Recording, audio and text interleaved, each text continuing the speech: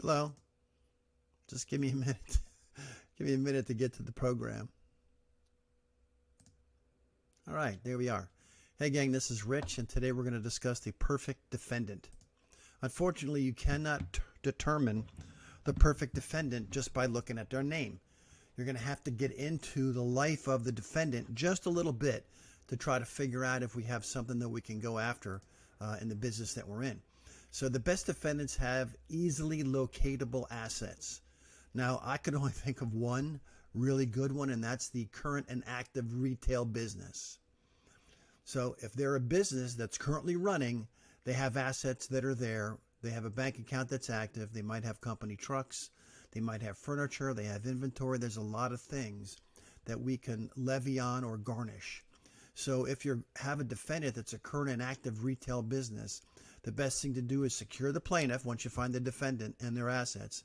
Then you recover the assets, and then you search for more judgments versus this defendant, because generally if you have one judgment, you probably are not afraid of the court system, and you might have one or two until they get collected. Then you're not going to allow it to happen any further. But again, if you have a current and active retail business that is your defendant, get the plaintiff, get the assets, and search for more judgments against this defendant. Okay, now how do we find the assets for the defendant? Best thing we do is a public record search. The first thing we do is look in the official public records for anything recorded for or on behalf of the defendant or against them. And that's going to lead us down another rabbit hole. We have to follow up on all those leads and to see what's going on, whether it's a deed, a judgment, a lien, a claim of lien, a divorce, whatever it is. You need to follow it all the way down so you can see exactly where it originated from and how you can best capitalize off of it. The next thing, go to the property appraiser's office. In a perfect world, they have several rental properties. I don't see very many people that allow judgments to be entered against them also own rental properties. But I've seen it happen. It doesn't happen a lot, but that's going to be our best. Though, notice I said rental properties and not real estate, because if they own real estate and it's their homestead, we cannot levy against it. All we can do is record our judgment so it acts as a lien on a real property, so when they sell it, they'll be forced to pay. But we cannot levy against property that is owned by the occupants. Next thing we do, we got to check the clerk of the court. We want to find any other pending or completed lawsuits against this defendant, because that's going to give us a clue about what's going on, whether they filed the lawsuit against someone else or whether another lawsuit was filed against them. There might be a credit application in there. There'll be other little tidbits that you'll be able to learn. So don't exclude the clerk of the court. And lastly, we're going to go to Sunbiz, and we're going to enter the name of the defendant. Hopefully if it's an individual. And you're going to see what other entities are tied to them.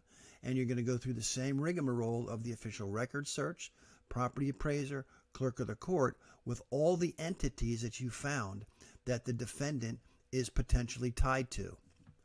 So that's how we're going to find out what kind of assets they have.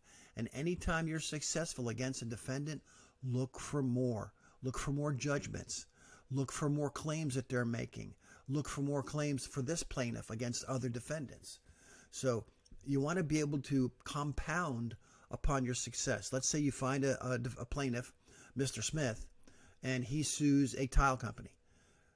If you get the assets for the tile company, you look and see if the tile company has any plaintiff claims, in other words, where they're the plaintiff, or if they have any other judgments.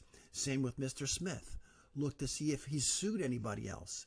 Because if we have a plaintiff that we can get to see our way and do an assignment, we want to work with them as often as possible. So don't let a judgment that Mr. Smith has that you haven't called about go to the wayside. Make sure you look up Mr. Smith as a plaintiff, see if he has any other defendants, and you contact him on that defendant as well. I hope this helps, gang. Let's talk soon. This is Rich Meyer, and of course, you can reach me anytime. Thanks.